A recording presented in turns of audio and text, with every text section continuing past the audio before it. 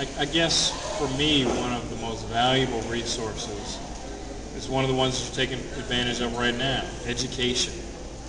Get your education, get your degrees. Degrees are like money in the bank. It's like $1 million.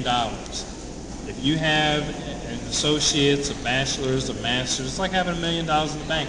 Maybe you get to a career you don't need it. But when you do, you want to have it. And so really, get your education, learn as much as you can. And education isn't just about the grades you get. I find more and more, I've had the opportunity of, the pleasure of teaching at the college level now. This will be my 10th year since '99. And more, so many students are focused, how do I get an A? How do I get an A? And honestly, when you get out there and you're doing whatever you're doing that you feel your life's purpose is, people really aren't saying, you know, that reflection paper you wrote in English 102 20 years ago, what was the grade on that? Nobody's saying that. They really want to know that you understand, that you learned, that you got the experience that you needed. And I think increasingly, especially for your generation, those credentials will be important. There was a time, very short, even when I pursued my master's degree, I had no intention of getting my doctorate because I didn't think I needed it. More and more, there are certain fields that when you just have to have the expertise, now you're going to have to have a certain level of credential. Get your education. Don't discount experience. Getting out there, working, volunteering.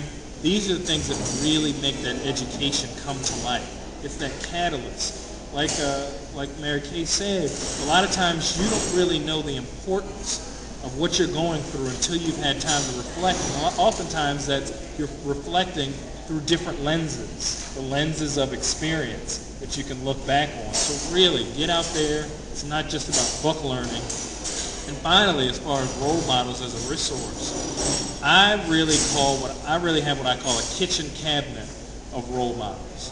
I have about 12 people who I call on for different issues. Because I'm interested in a lot of different things, whether it's education, politics, being a good dad, what have you. I have about 12 people who I see as exemplary in those respects.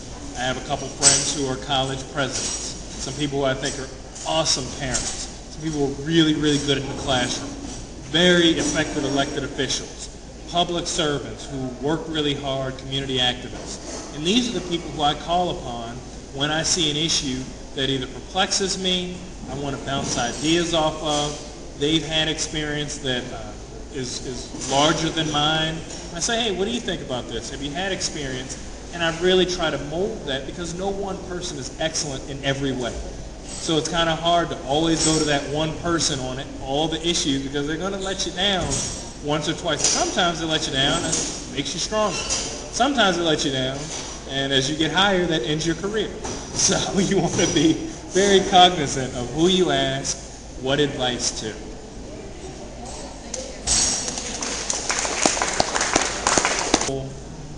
Experienced, passionate leaders, and being a servant leader to those individuals, including my colleague, really, I think, helped me become a better person. I often had to learn on the job and receive feedback in several different ways, whether they be comfortable or uncomfortable, and really, again, be accountable for not only my entire term, but through today, for some of the decisions that I've made. And I really took that seriously. I tried to work very hard, and as Councilperson Siggety indicated earlier, it is a tough job. It's a thankless job. You're the one out there taking most of the heat for the entire council. You're the one out there who's bringing everybody together to ensure that government moves forward. Because since we're elected by district, a lot of times as council members we kind of get focused on our district or our issues or just different things, whereas the chair has to help us bring that together, has to help remind us that there is something even bigger than our districts, our individual communities, or sometimes the county today, but the county 10, 20, 30 years from now, which is the one that we're shaping with some of the decisions that we make.